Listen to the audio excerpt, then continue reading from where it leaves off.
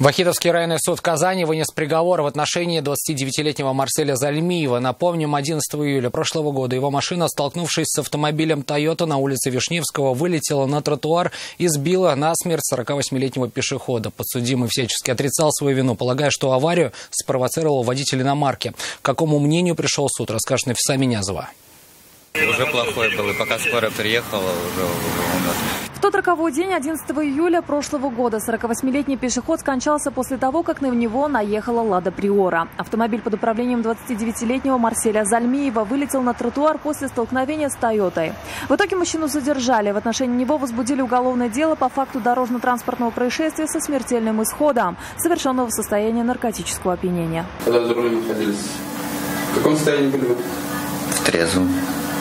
И как произошел суд? Подрезал меня крузак.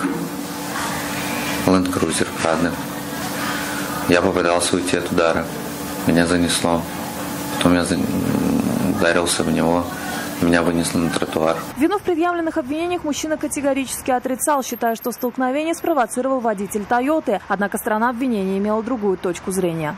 Будучи в состоянии наркотического опьянения, управляя автомобилем марки «Лада Приора», Зальмиев двигался по крайней правой полосе, предназначенной для движения маршрутных транспортных средств проезжей части улицы Вишневского.